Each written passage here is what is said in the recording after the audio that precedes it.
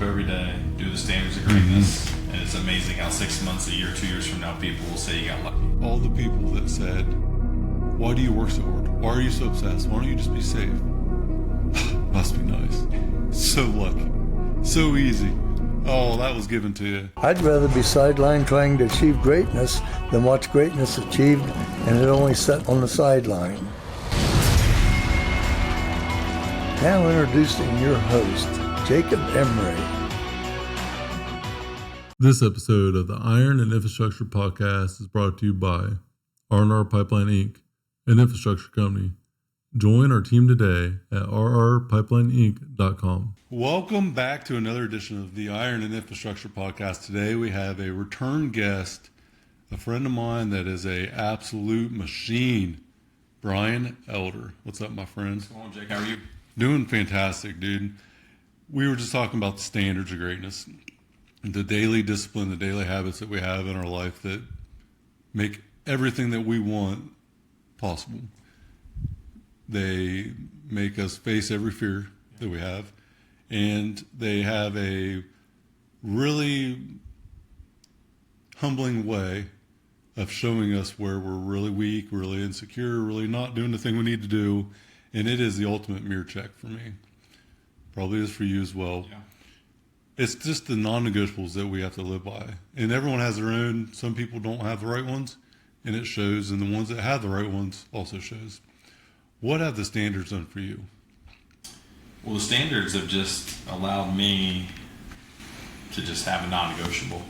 I think I've always had goals per se, but I've never had standards. I think your goals, you really rise or level based on your standards, because before 2 years ago, and that's why I'm back, because it's been about 2 years I've been, I think 2 years ago, right about now, I found your podcast, Iron Infrastructure. I was just kind of trying to work out in the living room. I heard you, Corey Gregory, was on your podcast. We knew each other, right? I knew Corey, I knew you, a little bit here and there, and I was like, oh, Jake's doing a podcast, let me listen. And I really felt like you guys were talking to me, like, hey, I was doing lunges in my living room, and Corey was talking about some kid who won advice, and he said, go do lunges for 2 weeks and make sure your knee hits the ground. And my knee wasn't hitting the ground. And I'm like, all right, I need to do something. You were like, I listened to a couple more episodes. Iron Infrastructure was like, hey, best thing you can do for your money, download Corey G Fitness app and just start working out. Pick a program to work out.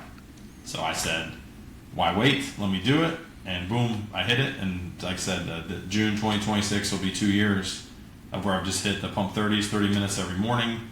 I heard Corey's content, get up earlier, no excuses. So I started working out a couple days. I told you I came to R&R Pipeline, your business, and I said, hey man, I listen to your stuff. I really like what I'm hearing so far. I'm motivated. And what did you say to me? Fuck your motivation. It's all about discipline. I felt it was feeling really good. I was probably 7 days in of working out, trying to figure out how to eat right, maybe really not knowing what I was doing. And just to put it in perspective, at one point I hit 310 pounds. If I did a body weight squat, I probably pulled my hamstring, and I was in bad shape. I was a little bit better shape then, but not. I let myself go. Well, you're an athlete too, right? Like you were an athlete, basketball player. Like you can downplay it, but you were a good basketball player. Yeah, I played high school football, basketball. I played college basketball. So it's not like you were unathletic and unaware of what needed to be done. Like you were fully aware and you knew it. I did the lifts, the 3 sets of 12. I even tried different stuff, getting back into it. Corey helped me, like his dad bod thing. I was the typical person where I was up and down. As soon as it got hard, I quit because I never really had any standards. So I'm listening to your podcast. I don't even remember what episode you talked about standards of greatness. And the first time I'm like, what the heck's he talking about? And then I was like, why not try it? Because I was lucky enough to get on your coaching, which was another life changer of you listening to your group coaching, and you just tell people, put it on your calendar, and we can talk about your calendar, how important that is, because if it's not on your calendar, it's not going to happen. And if you show me your calendar, I can show you your priorities, your priorities and how successful you're going to be. And then I heard Corey say stuff like, if you were to follow me around all day, would you know what my goals are? And that stuff hit me, and we could talk about stuff later, but like I was always I've been working at a bank for 15 going on 18 years now. I've been active in the community, president Rotary Club, chamber clubs, multiple boards, multiple committees. We don't, but was I lying to myself, always telling other people what to do, how to be a great leader, and not doing the actions myself every single day? Professionally, you were a great leader. Personally, though, were you being that person that you needed to be by leading before then? Yeah, I don't know. Either way, it's kind of like, how can I preach to you to make 10 disciplined sales calls a day when I'm not being disciplined in my personal life? So there's pros and cons, but it was almost like a false. It's almost like, hey, Jake, I'm encouraging you to do this. I want to lead you, but if you don't believe in me, I understand where you're coming from. So I just wrote down, I put standards of greatness on my calendar every day, like 5 a.m. I started getting up. I was getting up at like 6, then I was getting up 2 minutes earlier every single day, and the number one was no snooze. And I always hit my snooze, and I always slept in, and just a couple times. Usually I was up after the second or third, and I'm like, okay, I just woke up on the first one, no snooze, boom. I'm up 2 minutes earlier. I'm up half hour earlier. I'm up an hour and a half earlier, 4:30, 4:45, depending on workouts, kids' school schedule and stuff. And that might be the world's biggest life hack, is getting up early, getting your workout in. Eat the frog. We'll talk about both physical output, mental input as part of the standards of greatness. But if you can get up early, get your workout in, do some reading and learning, do some lunges, do some treadmill, get ready, snuggle with your kid or your spouse, the day's won. Like it's before the sun comes up, you have done the hardest thing in the day, and you've already won. So now I go to work. Whatever is the most important thing. If I'm on my game, I'm doing the most important thing. So no snooze, physical output, mental input. But right after the no snooze, I start with attitude for gratitude. So I just get on the elliptical for 5 minutes, and I just pray. I'm thankful for my family, health, ability, job, everything that we have. I don't understand why I'm so blessed or grateful, but I start with gratitude. Even when I'm in a bad mood and think the world's against me, because it's stupid. When you think about all the world's problems are out here on this table next to us, I'm pretty sure if we solve the world's problems, we take our own problems back real quick. I would say so. What a privilege it is to have the problems we do. Yes. The puzzles. I don't even call them problems anymore. They're puzzles or opportunities. I like that. That's how I look at it. I went on a rant this morning. I was like, you know what? I got this injury thing flaring up. I can barely move my shoulder, my arm, jet lag. What a fucking privilege it is to live the life I do. Yeah. And like, what a privilege it is that this is the thing that's hindering my current state. So I don't have to go do this. I get to go do this, and what a privilege it is. Yeah. And I try to always put that in perspective, reframe what I'm thinking in that moment of being down, because what a privilege it is to live the life that I've lived. Yeah. And that's so true. And that helps. That mindset helps when you're a little bit sick, when your back hurts, to still get up, to still do your workout, to still go love your family, to be appreciative. So that it's been a game changer. And I think about it every time I'm just sitting there about to fall asleep and want to go back to bed. I hear you say, not just forget your motivation, follow, it's about discipline, but forget your feelings, follow the process, right? So if you have standards, you have a process. And if you're not, and I'm not just doing the standards, check them off, but if you're not checking them off, then you're not living by those standards. Yep. Lying to yourself is one of the most catastrophic killers of confidence I can ever imagine having. Because that used to be me. I used to be that guy. I would stop a foot or two short before the line. I wouldn't finish the thing. I would hit the snooze button. I would make the excuse, oh, I'm sick, I don't feel good. Like, no, I used to be that person. That's why I'm so passionate about it now. I would be the one to stop. I would be the one to come up early and quit. I would be the one to not make the basketball team because I wasn't in shape. Like, by my own neglect of committing to that thing, it was like a design that I had to fail, that I created. And then I just got sick of it, like what you did. Because that's the transition is the mindset to believe I am worthy of this thing. I'm going to do this thing, and I'm going to start right here. I'm just going to do this one thing. And that's what you did. and it's small, Yeah. but the compound effect is so massive at the end. Yeah, the compound effect, something book that I think might have been you recommended by Darren Hardy, and so I started tracking what I eat, what I spend, and that stuff. When you talk about health and wealth, the compound effect is something I think I would highly recommend. My wife ran track at Iowa State. She's always running. She's always working out. And when I try to work out with her, I'm like, I'm tired. She's like, if you're going to work out, why not do it 100% through the whole thing? Like, almost embarrassing me in her like stints of workout stuff. But you know, I'm like, I owe it to her. I owe it to my boys that are growing. You owe it to yourself. I owe it to myself. I don't have the best genetics in the world. My dad had let himself go. He's getting older. I was about to hit 40. I heard you and Corey. You kind of changed my life. When did you stopping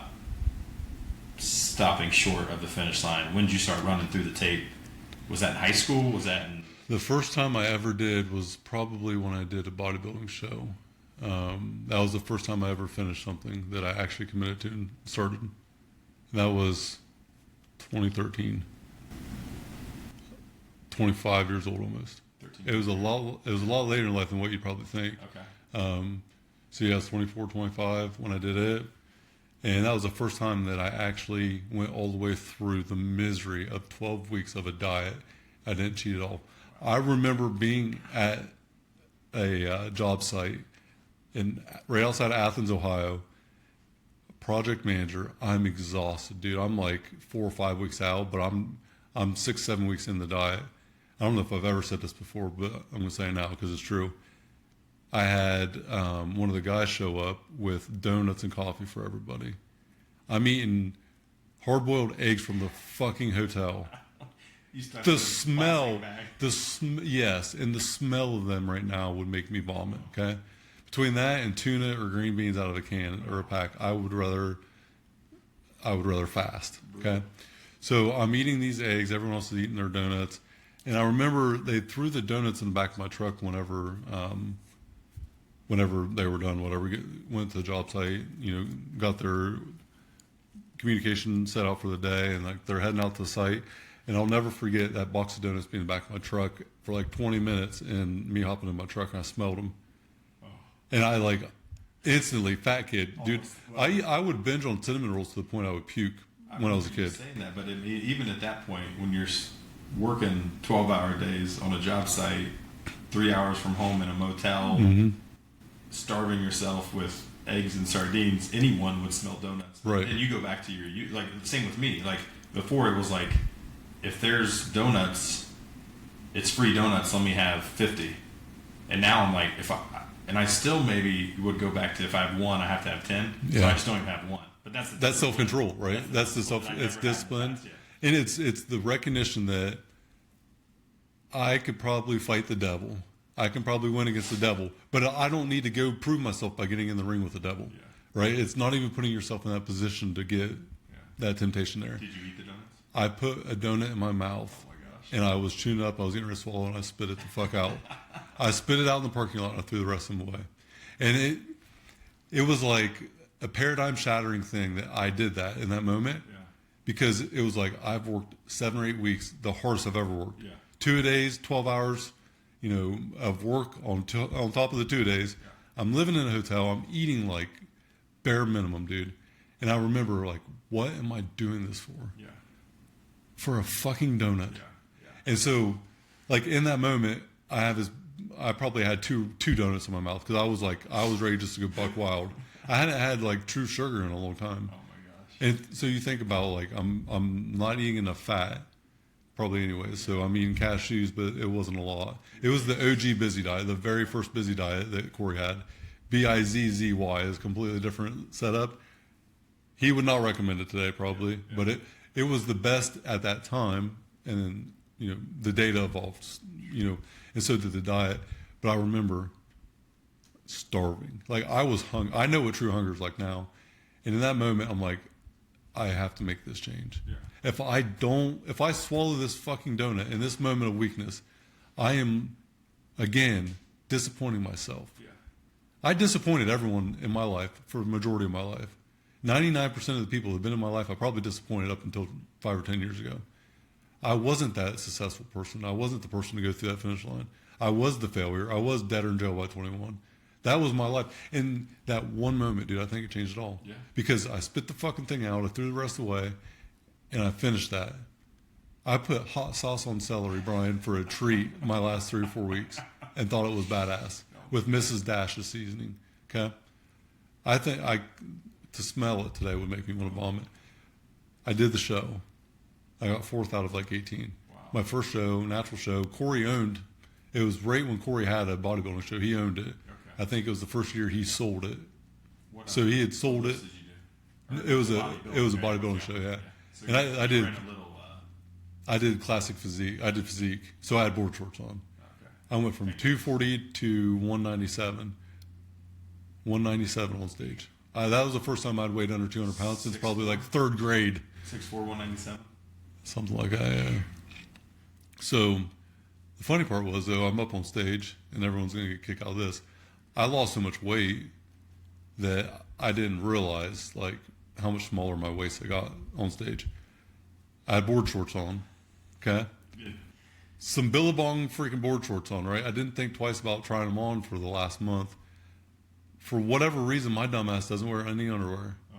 I'm freeballing it. Dude, I'm up on stage. Thank God for Calvin Miles. Calvin Miles, if you ever hear this, shout out to you, my friend. He used to be my trainer at the Old Advantage Club. Yeah. And I'm up on stage, dude, and I'm like, oh, shit.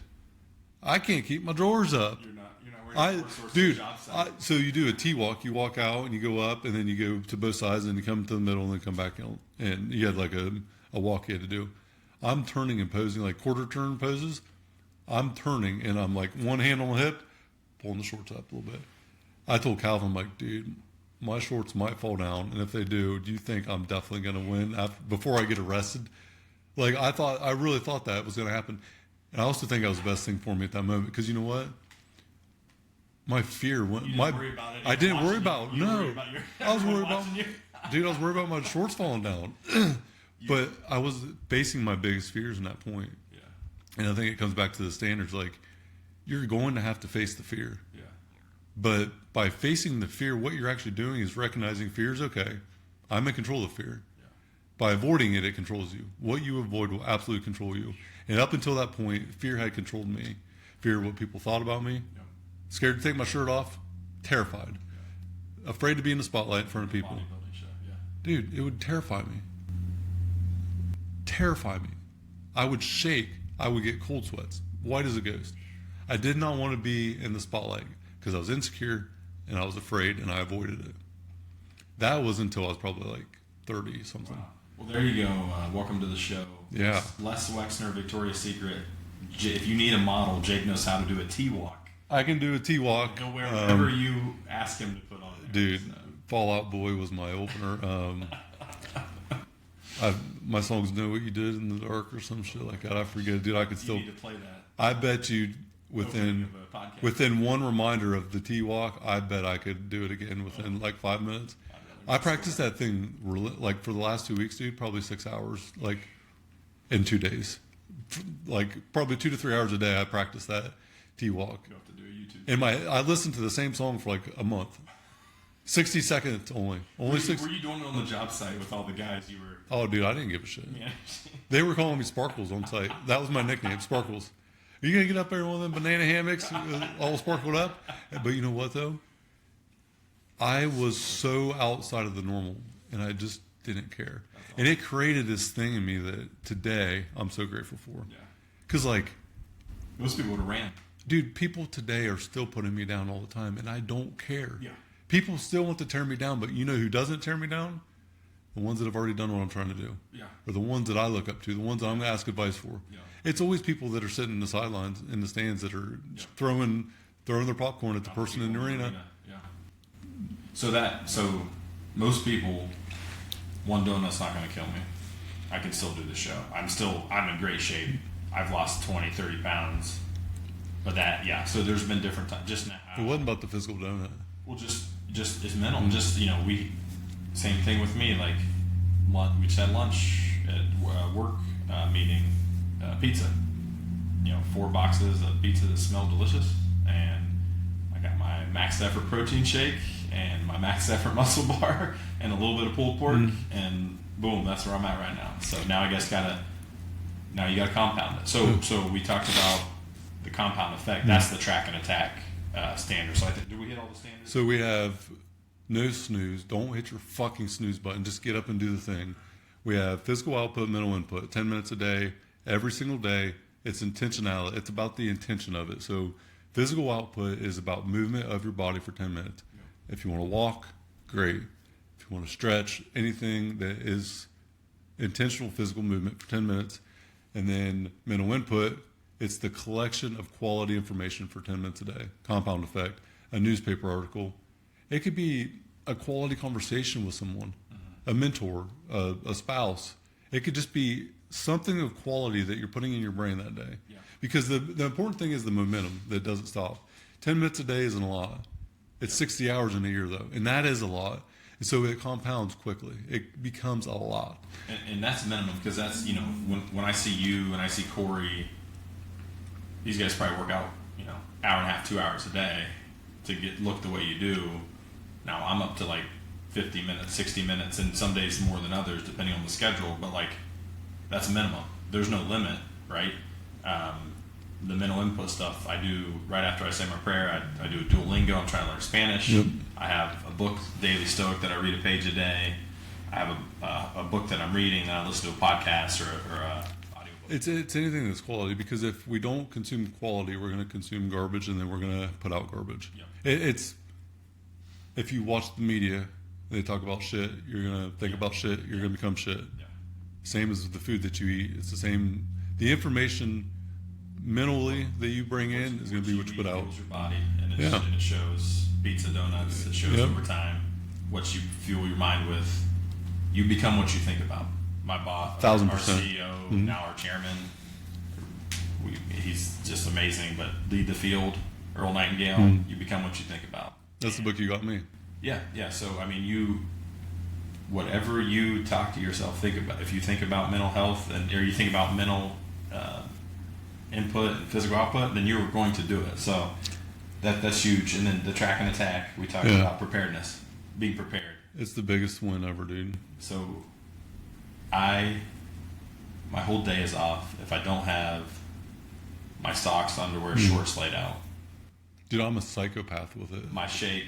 My morning shake with pre-workout, post-workout, my stuff. There's 4 or 5 things, and Atomic Habits, James Clear, Go Dennison, Big Red. I graduated the same class as him. He's a little more successful, but actually Dennison baseball. He has a better book than you. I'll give him. He played Dennison, but you haven't read my book yet. I'm just kidding. I don't have the book. Nobody has. Yeah. He played Dennison baseball, and they just made it to the national championship game up in Cleveland. So D3. That's awesome. Yeah. So side note. No, side note's all good. Being prepared. Meals. Even when I started trying to diet and eat right, all of a sudden you're at the office, something happens, a phone call, a fire drill, you're putting out fires, and you're taking your kids home from practice. The easiest thing is the McDonald's, Wendy's, Burger King. There's not a lot of great options to stay on track. It's that trap of I'm too busy. Busy diet. There's your solution. It's the lack of preparedness. Track and attack, you want to make progress. You have to track progress. You can't manage what you don't measure. It's very simple.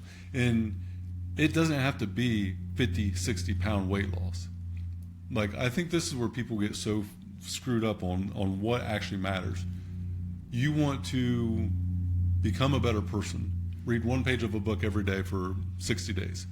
It's the smallest amount of commitment. Here's what you have to do to become this person. You track the progress, and then you attack every day. The attack part is the mentality. How do you show up to everything that you're doing? It's about intentional attention. If it's on Sunday, I have an afternoon off, I want to take a nap. Make it the best damn nap ever. Be Inspector Gadget like me. Tape your mouth shut. Put your earplugs in. Like, put your nose strip on so you can breathe better, and take the best nap of your life. But it's about tracking what you're doing and why you're doing it and the outcome that you get, and then the mental part of the attack And then it's the gratitude preparation. That's the fifth one. Win or learn. Dude, every day is a blessing, Brian. Like, the fact that me and you are sitting here in this moment will be a once-in-a-lifetime moment. We will never share this moment again. It's once in a lifetime because we will never be in the same place again. We'll never be the same person. A man goes to drink out of the spring of water. He will never have that experience again because it'll be different water and he'll be a different man. Life is nothing but once-in-a-lifetime moments. We just don't view it that way. Yeah. We take for granted. Dude, I go into the old school gym at 3:30 every morning, and I am so grateful that I get to have that experience. It doesn't matter how I feel. I get to do that. Yeah. The power in realizing how special, precious life actually is. Gratitude. I won today because I got my desired outcome, or I learned a valuable lesson that I don't want to repeat, and I'm going to make sure I don't repeat it. And I didn't lose. Life is a lot of learning lessons, not a lot of losses. And you call it a loss? Fine. Winners are going to lose more than losers. Yeah. Yep. 100% of the time, because losers quit because it's not worth it to them, and winners don't ever fucking quit. Yeah. And that's just how it works. And that's where just getting the standards on my calendar and doing them every single day. Now I'll sleep in on the weekends, but I'm still hitting the standards, right? It's still no snooze, even if it's 2 hours later, 3 hours, or whatever it is. There's time and season. I'm still reading. I'm still getting some sort of workout, and kind of I'm still tracking stuff every chance I get. You know, vacations and stuff could be different on the tracking and stuff like that. But I'm still. That's a mindset. One of your podcasts said this. Was it the Spartan guys? Like, why would I go on vacation and change who I am? You still can get up and you can sleep in and still work out. Dude, if it works and you feel good doing it, why would you stop? Like, I take protein powder I actually go back on busy diet normally when I'm on vacation because it's convenient, dude. Yeah. We got an Airbnb, we got a blender. I'll take, 10 pounds of protein powder for the week and my greens, and like, it's just easy for me to do that. It's not because I'm like, oh man, I got to stay ripped. And no, it's because it's convenient and it works good. Yeah. I look good doing it. I feel good doing it. Why the fuck would I stop? Sure. Like, it just works. If you know it's going to work, why would you stop doing it? And so many people revert back to the old habit because they don't think they're worthy. I think if we were honest about how we talk to ourselves when we're not in the right frame of mind, would you be a friend to you? Would you have a beer with yourself when you're not on track with what you want in life? For the longest time, I was the worst friend to myself. Sure. I hated who I was. Yeah. And I think a lot of people fall in that trap where if that was your friend, they would not be your friend very long. If that was a family member, you'd probably disown them because they treat you like shit. So why would you do that to yourself? Yeah. I think it's very overlooked with insecurity. And then, dude, be good to yourself. If you're not good to yourself, why would anybody else? Sure. Yeah. And it's hard to be a leader. It's hard to do anything if you're not good to who you are. Yeah. Do it because you want to be better and you love yourself, not because you hate who you are. Yeah. You might hate where you're at. Hate where you're at, that's fine. Let that be the spark for why you become the person that you love. But by always downing yourself, dismissing yourself, oh, I'm just a fat person making the joke, like, no. That's just you feeding the insecurity that you're trying to get rid of. Yeah. Face it. Go for it, dude. It's a shame that so many people don't realize they are worthy of achieving everything and anything they want in life. And you're the prime example of someone that says, hey, all you got to do is just go. Yeah. You just got to try it. And that's why I wanted to just, thank you for the standards, for the coaching, for, this stuff. And I encourage anyone out there to join the group coaching or one-on-one coaching because you're not going to get worse. You're going to get ideas. You're going to think. And if you fail, you're not going to fail because you keep trying and keep doing different things. And different things connect with me that may not for others and vice versa. But the standards have been huge. So just to wrap up the standards, I think my next evolution is kind of in work, right? In charge of sales teams for home lenders. Can you do 10 outreach calls a day? Send 5 texts, 5 emails, 3 handwritten notes, and make 5 phone calls. And just get in that habit. Win 2 networking events a month, 2 face-to-face meetings a week. What kind of standards, daily, monthly, weekly, can we incorporate that if you do this and we figure out what to say, how to say it, build confidence, build reps, just like putting away savings for retirement. That stuff compounds, just like push-ups. Man, 2 years ago, I bet I couldn't do 25 push-ups. Yep. The warm-up the other day, the Corey pump 30 was 100. I think I got 3 sets of 25 before I had to get up and scale, against the wall or something like that. But one of these days I'm going to get to 100 because I'm going to keep going in the standard. So, parenting. I love my kids. I love the moment, but I got to have some standards of maybe 5 to 7, put the phone in the drawer because I'm always checking my email. I'm always getting notifications, and that's not being fully present. So there's different. That's kind of the next evolution. One of my goals is to take my wife on a weekly date. You're like, is it on your calendar? And I'm like, it wasn't. And guess what? It's not a priority. It wasn't weekly. Yeah. It wasn't weekly. And like in that, here's how I implement this for me. I used to think about this like, oh, I want to do this and do that. I'm ADHD like severe. I overcommit like chronically to things in my life, and I had to face that reality one day. Where it's like, I'm committing to everything and accomplishing nothing. I'm committing to everything and I'm accomplishing nothing. Something has to give. What actually matters? Yeah. R&R pipeline, iron and infrastructure. Me personally, 3 pillars of my life. Everything I have now is designed in them 3 pillars. So if you get a question, if I ask you to do something, it fits in them 3 pillars. Then yes. If it is a priority in them 3 pillars, then I will figure it out with time. If it's not, it's a no. Yeah. I have a operating system I created for myself that I built. JEOS, Jacob Emery operating system. Guess what? 3 pillars. Everything is in the 3 pillars. And it's because I'm a chronic overcommitter because I want to help people so much that I don't help myself enough sometimes. And so I call it the 3S solution. Okay? You want to do this thing, keep it simple. It's the first S. How simple is it? I want to lose 20 pounds in 30 days. I want to do this. I want to do that. Simple, simple, simple. Black and white, no gray. Well, I don't do gray areas. I don't read between the line. I read on the line. Okay? Put it on the line. Black and white. Yes or no. 100%, 0%. You got to win or lose, okay, on that thing. And then put it in your schedule in the morning, too. I always recommend the morning. What has to happen for me to accomplish this simple thing? So if I want to lose 20 pounds in 30 days, for 30 days, I need to put an hour of time in there for training, development of my body physically to get to school, right? Figure out what that equation looks like. And then the third S is the stakes. In 30 days, I lose 20 pounds. What are the stakes? If I do this thing, what am I going to reward myself with? And if I don't, what do I have to do because I didn't commit all the way and accomplish the goal? And I always use the reference of I have to shave my head and put a permanent marker of a dolphin on my head or something. Like I have to do something that's really uncomfortable. It ain't going to kill me. The T-run on the catwalk. Right? You want something that's going to make you think about it whenever you want to quit. Because quitting is not as bad as that thing you'd have to do. And it's some sort of humiliation and admittance that I failed because it will keep you engaged when you want to quit the most. Yeah. But you have to do that by telling someone else. Brian, I want to lose 20 pounds, 30 days.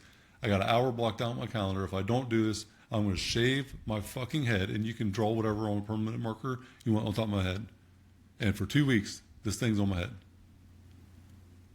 I don't want you to be drawing that thing on my head, Let right? me know. I'd love to draw that on your head. Well, it ain't going to happen because I always commit and I always do it. But here's the other thing, too, real quick. You put something down there. If you don't get it, it's okay. Yeah. This is something that I think perfectionist and I think fear come into play so much with this. Yeah. You say, I'm going to do this thing in this amount of time. If you have never actually done something where you set out this goal and you've actually accomplished something like that, how the fuck do you know what you're supposed to do? How do you know what the number's supposed to be? You don't. Yeah. It's an imperfect thing when you start. And so you don't just know right out of the gate what that number is. I want to lose 20 pounds in 30 days. I lost 13. Why? I went all in. I did the thing. Well, I'm 180 pounds. I don't have that much body fat to lose. I gained muscle probably. I look so much better. You reframe it at the end. Because if you committed, did everything you thought was right at the time, you didn't cheat it out, okay? You didn't take any shortcuts, but you missed the mark. How do you know the mark was right? Yeah, your destination. It's part of the learning curve. Your direction sets your destination. You have to understand the measurable isn't always going to be right. Yeah. And sometimes you have to push through it to hit it. Sometimes you have to pull back and relook at it. And sometimes you have to pivot away from it. Sometimes the place that you were in at that point, it wasn't the right measurable. Yeah. And it's okay. Good example is kind of like the I1 abs contest that Corey does. With I'm like, I would have never in my wildest dreams done a before or after picture. But I joined Corey G Fitness. I joined the Mafia. I just didn't know any better. It was all new, and I did the pump 30s, and I was like, I'm gonna do this. You were like, dude, do it because you can't lose. Just like you said, like I didn't know the mark. I didn't know everything. You were helping me. I was trying to look stuff up. Corey was helping me. I got in 2025 top 15 out of almost 900 applicants. Now my before picture was terrible. My after picture Don't matter. was great. Don't downplay a win. Yeah, Celebrate so that shit. This year I got top 100, not top 50, but I entered it again, and that's kind of your point. Like, there's things that I tried to do differently that didn't work, but next year I'm excited about doing it. Where 2 years ago I would have been like, this is the dumbest thing. Why would people do this? I'm never going to have abs, and I know I'm a long ways away, but I'm not going to stop trying. And if I tweak and listen to you and try different things, like I'm not going to lose. I'm going to keep learning. Did you look at your 2024 before picture I probably ought to do and that. compare to your 2025 after? I probably should. Yeah. You should. Yeah. Think about the growth you've had in that time frame. Yeah. Think about the person that you were when you signed up Yeah. the first time. Think about the person that you were at the end of the second time. That's the unspoken win, dude. Yeah. It's not about winning the Mercedes. Like, Yeah. someone's going to, right? Someone's always going to have first place. Everybody that finished what they started in that wins. Yeah. Yeah. Like, you win by committing and you win by finishing it. Yeah. It's just a different measurable for everybody. Yeah. But you still freaking win. And it's like a Cole. I've heard Cole and Danny say, shout out to Cole and Danny. Small arms. Yeah, small arms. The graphic gangster. dropped my two teenage boys off at Max Effort yesterday for a summer school lifting. And I'm like, okay, everything's good. A bunch of people in the parking lot. I'm leaving, and I see some guy with small arms behind the wooden sauna with an axe. I don't know if he was on the phone. I'm like, I wonder if my wife knew I was leaving here with some crazy guy in the back with it. No, but you mentioned losing. So whether it's the kids in sports, the people in coaching, the sales team, the top producing loan officers and salespeople get way more no's than they do yeses. Your ability to face rejection is so incredibly powerful. Like, if you can get told no constantly and not let it bug you and just, Do it again. dude, every shot I have missed did not take me out of the game from shooting again. Michael Jordan missed, 10,000 So shots? many shots, dude. And you think about, what's Michael Jordan talk about? What's Kobe Bryant talk about? What's every great Hall of Fame speech about? It wasn't the wins. They talk about the failure that still burns them. Michael Jordan talks about being cut from the sophomore team. Tom Brady. All time, yeah. Dude, Hall of Fame speech with MJ, and he's like, yeah, I got cut when I was a sophomore. Like, petty. Yeah. But that's why he became the GOAT. Different Because level. he never would allow that thing to be the truth, no matter how many times he lost, no matter how many shots he missed. Now, if you're like me, I still shoot. Shooters go shoot. Yep. I just keep missing. Yeah. But I'm still going to shoot. You're just going to go eventually. Dude, when you quit, shooting is when you lose, because that's when you quit for good. Like, just the quitting part is what takes people out. Brian, it's 3:10.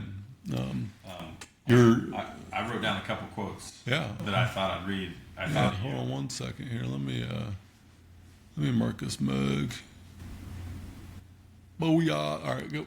And now if you, All right, Brian. Short one. We're going to turn it to you for some quotes, dude. I know you got some fire over there, so hit me with it. I write down some quotes that like I said, the mental input we talked about on the episode. But I thought about you. So the first couple were from a John Gordon Oh, he's so good, thing dude. where he had a bunch of speakers. So PJ Fleck, the Minnesota Yep. football coach, says, Ready to boat? elite doesn't understand average. Average doesn't understand elite. If you want uncommon results, you must embrace uncommon discipline. Elite results require elite standards. So I thought that was perfect. Love We it. just talked about standard Yeah. greatness. So what do you think about that? I think it's dialed in. If you want to be like everybody else, then do what everyone else does. But if you want to achieve something that no one's ever achieved, then you're going to have to do something that no one's ever done. We become a byproduct of the standards, and they become the thing we live by to get the result. A lot of people don't have standards, and a lot of people will have the same result, and it's mediocrity. Yeah. Mediocre, to me, though, is about acceptance of average. I want to be the best version of me, and it doesn't look like anybody else. And my fingerprint is just mine. No one else has it. That's the dream. That's what it's all about. What's the next one? Hit me with it. Sean McVay, the Rams coach, he's got my Myles Garrett traded for him. So, two things. Discipline's been huge, but also consistency.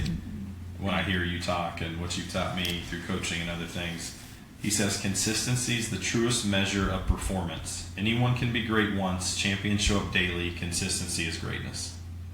How do you feel, and what do you do when you feel down, when you feel defeated?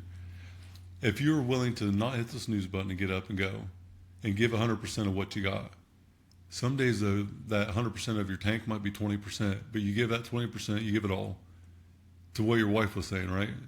The 100%? I'm not 100% ever. I'm chronically under-recovered more than I'm like ever 50% probably, but I give everything I got every day. And that's the win. That's what it's about. And Emma Smith, a few people I think have heard or been attributed to discipline and consistency require no talent. Zero talent. Zero. Last one. Yep. There's nothing more dangerous than the person who shows up every single day even when the rewards are uncertain. You think about the compound effect.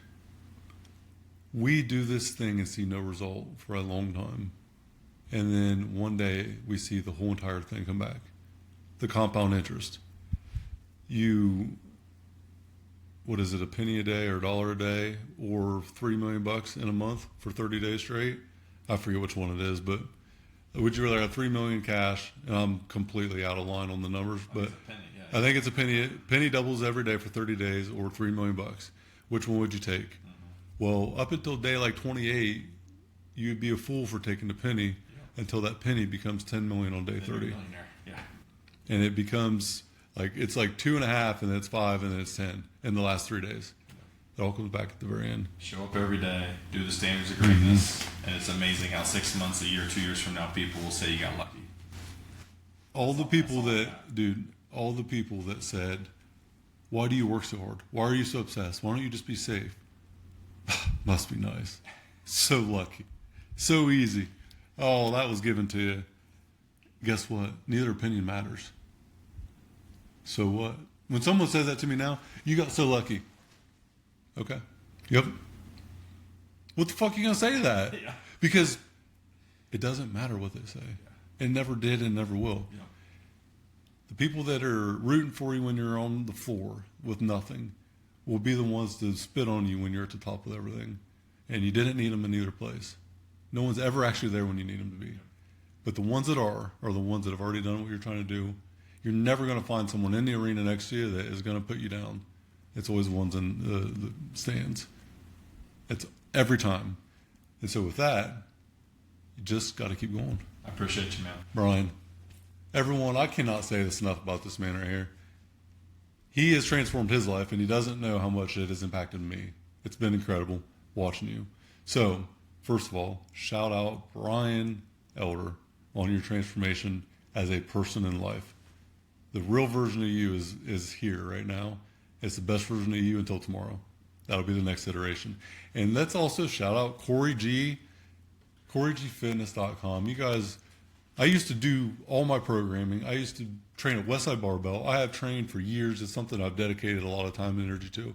I want to be a personal trainer for a long time. I wrote my own programming. And I've been in the best shape of my life since I just got on the Corey G Fitness app. When I told you that, It was genuine because it's too cheap. First of all, he gives away so much, it's way too cheap. Corey, you got to raise your damn prices, homie. Wait, my